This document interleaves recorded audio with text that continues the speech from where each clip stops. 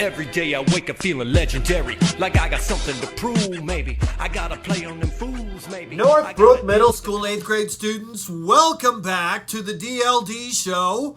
It's Tuesday's edition here in this final week, this massive review extravaganza. It's me, Mr. Bork, here for Mr. Edwards, Mr. Parr, and Ms. Polycarp. We hope you enjoyed and went down memory lane yesterday with our Unit 6. Today, we are going to review and revisit Unit 7, which was the unit that had World War I, the Great Depression, the New Deal, and then Georgia's contributions to World War II. It was a really interesting unit. So go ahead and download the PowerPoint that goes with that. You'll see there the Unit 7 DLD PowerPoint. And then in the study guide, I believe it's questions 5 through 10 that relate to this unit that we'll be covering today, all right? So to start right off, let's jump in with the World War I. Now, you didn't need, honestly, to know very much. When you go to high school, you're going to take world history. In college, you're going to take courses about it. You're going to read a lot about it in literature. You're going to learn much more about World War I. It's a fascinating subject, but for us, it's really kind of limited. All you had to really know is Georgia's contributions. And you can see there in the PowerPoint the things, if you'll remember, we contributed soldiers, okay?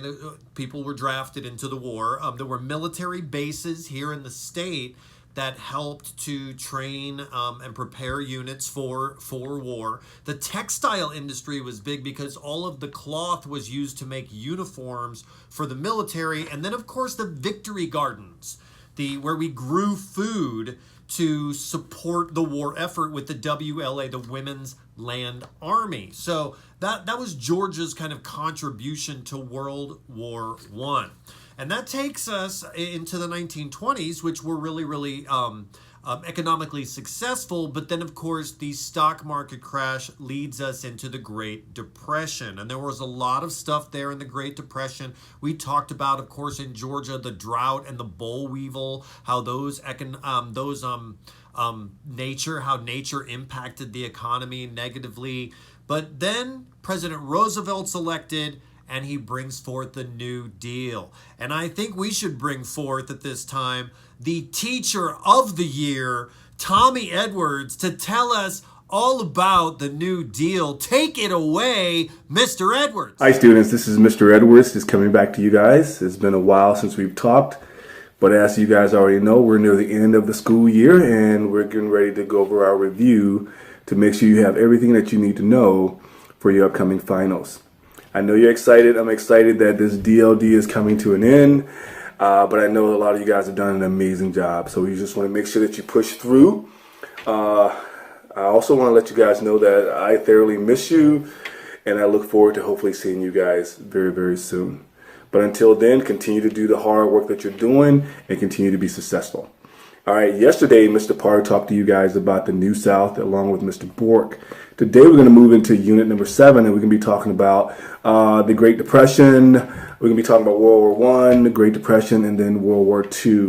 All right, so my job is to fill you in on what FDR did in reference to trying to overcome the Great Depression.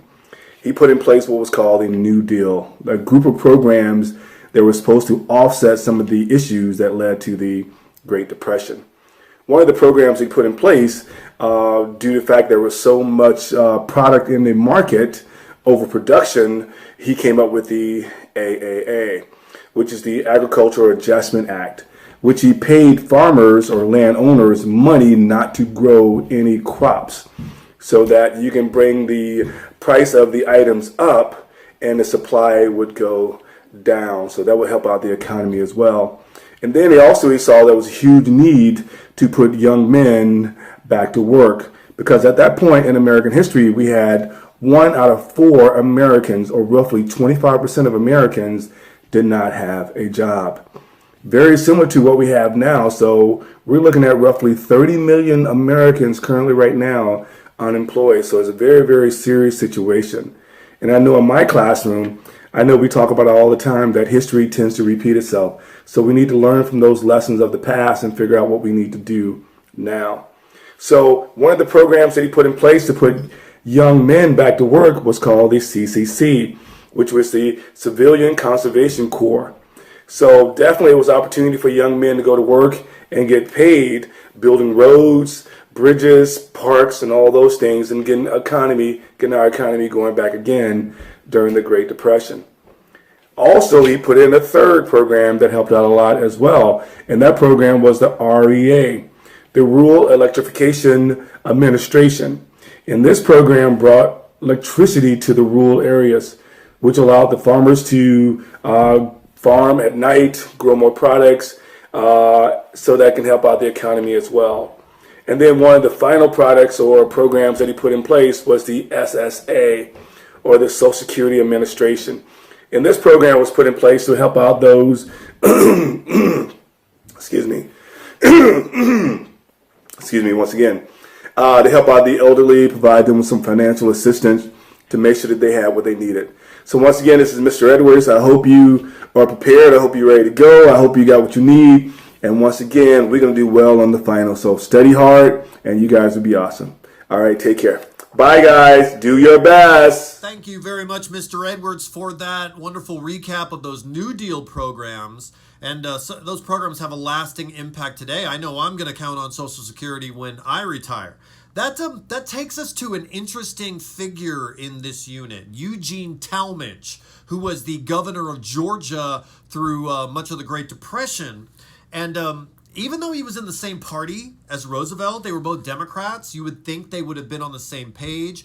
Talmadge opposed many of the New Deal programs, and he did it for a couple reasons. You can see it in the PowerPoint. Number one, he thought that the government, it was too much of a reach by the government. The government shouldn't be that large and have such an impact in daily lives, okay? And the second thing was he was a racist, and it was based in his idea of white supremacy, that the New Deal program shouldn't have helped all races equally, and they should have helped white people more.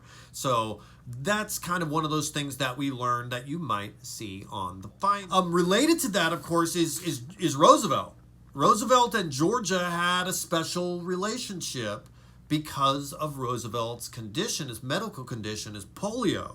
And he would come to Georgia frequently to Warm Springs because of the mineral waters there. They helped ease the symptoms of his polio. And he actually died in Georgia, and he was getting his picture painted at the moment that he died. And on the PowerPoint, I've included there the portrait. If you haven't seen it, at the Little White House, that portrait is still there as like a memento. They never finished it. And that portrait was literally being painted as he died here in Georgia. So we mourned him. Even though he went against Talmadge, like Talmadge and him didn't see eye to eye, he had a real special relationship with Georgia because everybody knew that he came here all the time. Changing subjects, it moves us to World War II. And oh boy, there are so many great things you're going to get to learn about World War II when you take U.S. history and world history and courses in college and things that you're going to read in other classes. I'm jealous of the classes you get to take and learn about this fun information. For us, it was actually really limited, our study of it. We talked a little bit about isolationism and how Lend-Lease kept us out of the war, but then Pearl Harbor brings us into the war. But really the main focus, and you'll see right there in the PowerPoints, much like World War I, is how did Georgia impact World War II? And you can see there the two things. First are the shipyards. Brunswick and Savannah, the deep water ports, we've talked about them all year long. They are critical to our trade, in our international trade, and our standing in the world as an international trade port. But during the war, they built Liberty ships, which are cargo ships, these big cargo ships. I put a picture on the PowerPoint. You can see, and they ferried goods and troops across the oceans to help fight the war and win the war. So they provide a lot of jobs, and they also helped us win the war. And then in Marietta, Georgia, right up the road, the Bell aircraft plant was located there. And they built Bell bombers, which are bombers, right? We all understand what that is. It's going to help us win the war, and it's also going to provide jobs. So those are the things to remember for the final that were really kind of key, Georgia's impact in the war. But I'll tell you, let's be honest. Moving forward, remember that isolationism. Remember how Lend-Lease kept us out of the war, but then Pearl Harbor brings us in. That's where you're going to kind of pick up in high school when you get to that part of the tale. And that is the review for today in Unit 7. We hope you found it informative. Go on out there and do those questions from the study guide. Hey, there's USA test prep stuff out there if you want to do it. It's optional, but it could give you some more practice if you felt weak in a certain area. This is Mr. Bork, and before I sign off, let's give you, of course, clue number 2. Clue number 2, okay? Here it is. It's a sound clue.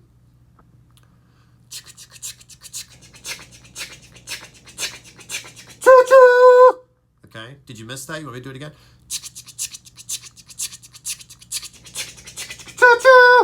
All right, so yesterday was between 1.7 and 3.2 million subscribers. What's this called? 1.7 and 3 million subscribers on YouTube. And today, we'll catch you tomorrow. This is Mr. Bork for Mr. Edwards, Mr. Parr, and Miss Polycarp. We'll catch you on the intraweb. Searching for satisfaction that finds no traction, looking for a positive reaction. I gotta show them that I'm more than a skinny white boy. I'm a lean, mean machine that spits joy.